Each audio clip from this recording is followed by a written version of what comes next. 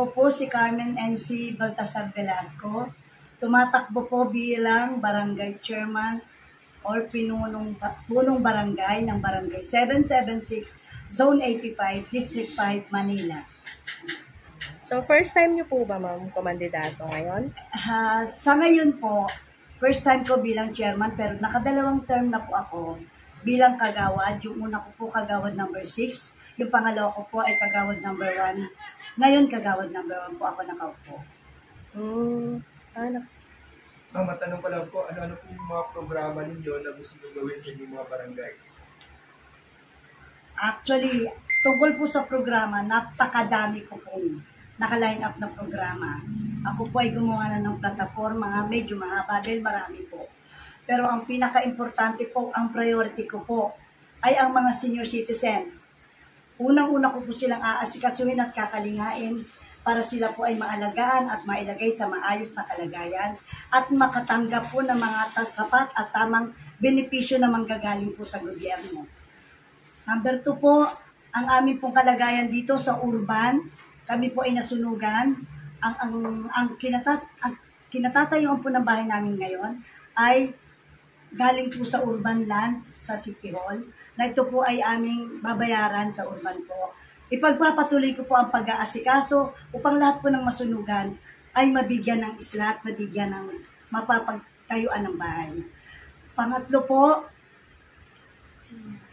dito po sa barangay, marami pong hinaing na ibibigay ko po at sasagutin ko, especially yung mga kabarangay ko po na maraming biyayang hindi natatanggap. Ipapalasap ko po sa kanila. If ever ako po ay palarin at pahintulutan ng Diyos na mailuklok, unang-una ko pong pagiginawain ng kabarangay ko na maraming hinaing. Isa pa po, ang mga tanod, kalagayan po ng mga tanod namin. Ang mga tanod ko po ay gagawin ko ng shifting. Bigyan ko sila ng isang alam bukod sa kanilang honoraria. I-end po sila sa SSS para sila po magkaroon ng benefits sa SSS, contribution po. At marami pa pong iba na kailangan sa barangay. Mama, ano po mga programang pangkabuhayan niyo dito sa barangay dito? Programang pangkabuhayan, pwede ko pong basahin yung ginawa ng plataforma. Sa programang pangkabuhayan po ay pagbuo ng kooperatiba sa talipapa, pagpapalawig ng sustainable livelihood program ng pamahalaan, pagpaplano at pagsasaayos ng mga barangay job fair, at idagdag ko na po, ang mga estudyante po, bibigyan ko po ng scholarship. Lahat na nag-aaral po dito. Wow. Opo. Exciting pala. Sa peace program, ma'am, ano po ang iyong ipapa-improve pa dito sa barangay? Sa improvement po, sa ngayon, maganda naman po ang barangay namin. Maayos naman po ang pagpapalakad. Maayos naman po ang mga kalagayan po. Yun pong nagaganap sa ngayon, yung pong kasalukuyan, nakalagayan ng barangay, hindi ko po, wala po akong babaguhin, wala po akong papalitan. Bagkus ako po ay magdadagdag pa para lalo pong mapaganda at mapasaayos ang kalagayan ng barangay. Puro pagdadagdag po ang gagawin ko. Halimbawa po, ano po ang idadagdag niyo? Halimbawa, katulad po ng mga asong nagkalat, ligpitin. Sa daanan po, napakarami pong nagkalat na, dumi ng aso na, pinababayaan po ng mga may-ari. Pangalawa, ang parking po. Lagi na lang po, namumroblema kami sa mga nare-reker, natotowing. Yun po, importante po yung pang mga importante. Sa problema sa ngayon.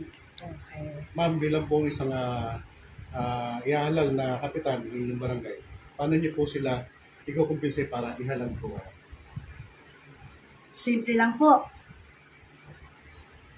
Ang totoo po niyan, sila po ang nagkumbinsi sa akin para ako po ay tumakbo.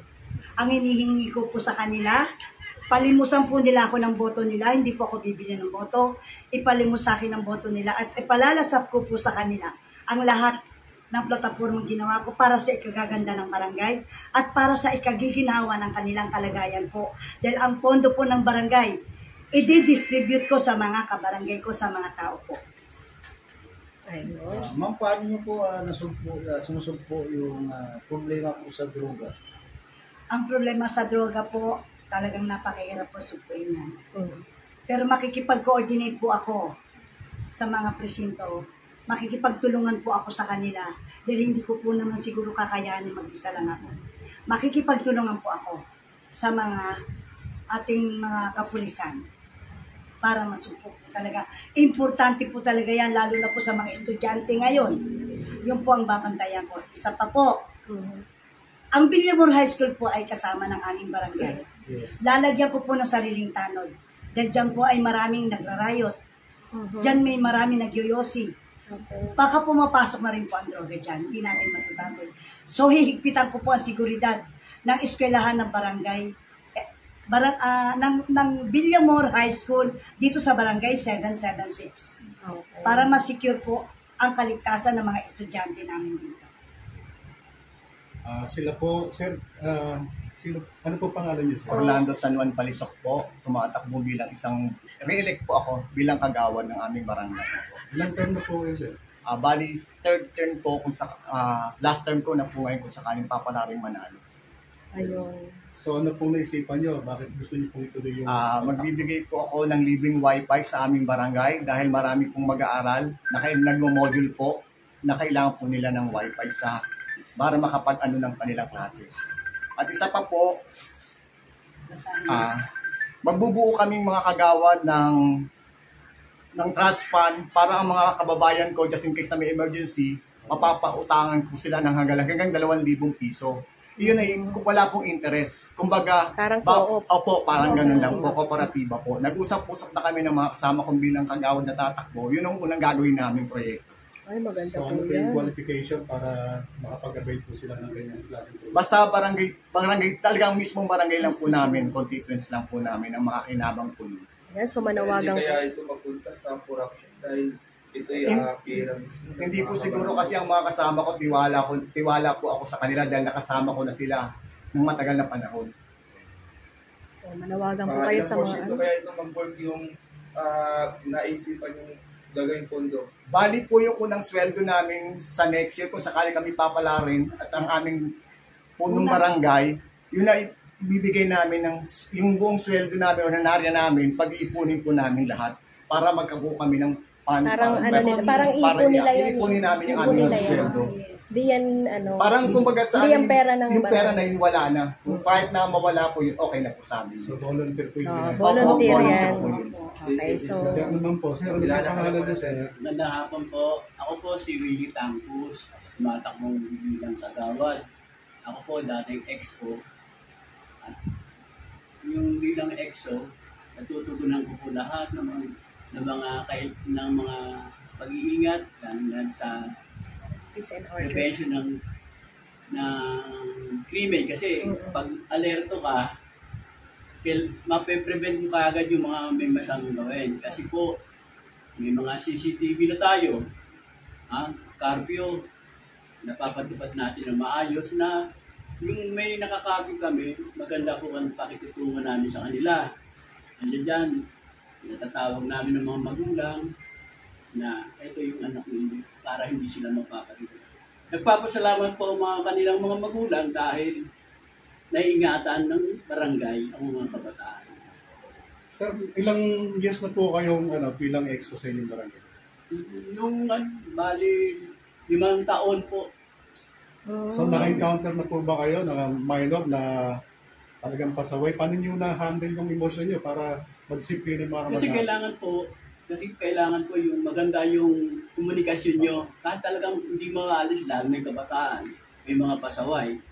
Mas maano pa yan kaysa sa matatanda ang kabataan, talagang akulit. Pero madali naman eh. Yung ibigay mo sa kanila muna yung pasalitain mo sila, yung kung bakit sila ganun, at isasabihin namin yung tungkulin namin. Ngayon, pag nagkasundo kami, kasi ang kabataan ngayon, pag maganda lang naman ang approach mo sa kanila, walang problema eh. Kailangan respeto po. Respeto, yun ang unang-una, talaga, respeto. Hindi tayo maging bastos sa kanila. Kahit pasaway, pakita mo na, respeto mo sila kahit bata. Okay, so ayan, manawagan na lang po kayo sa mga kabarangay nyo. Ngayong darating na eleksyon, Mga kabarangay sa 776 Zone 85, mula sa aming punong barangay, kay si Velasco, at mga kasama kong mga kagawad, kay Onar Paliso, kay ating chairman Hans Alonso, Owen Serso, Cheryl Manalo, Ojil Rodriguez, at isama na nila po ako, Willie Tampos. Ayun. Tayo kay Chairman. Sige po, baka pwede pa ako magsalita. Oo nga.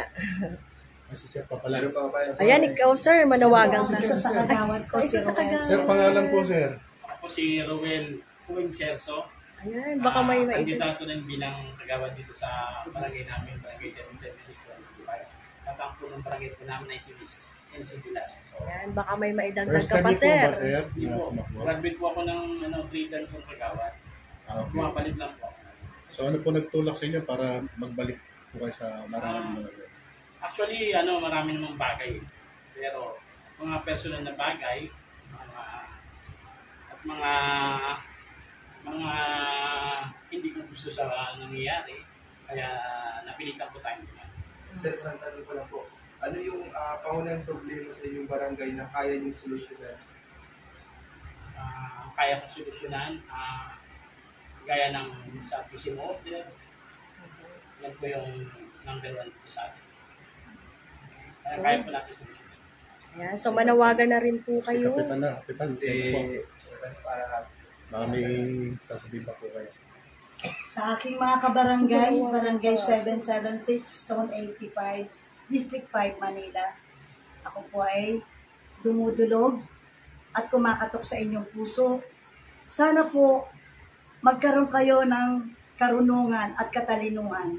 Hipuinigad ang inyong puso't isipan, damdamin at kalooban na maging matalino kayo sa pagboto ngayong barangay election ngayong October 30.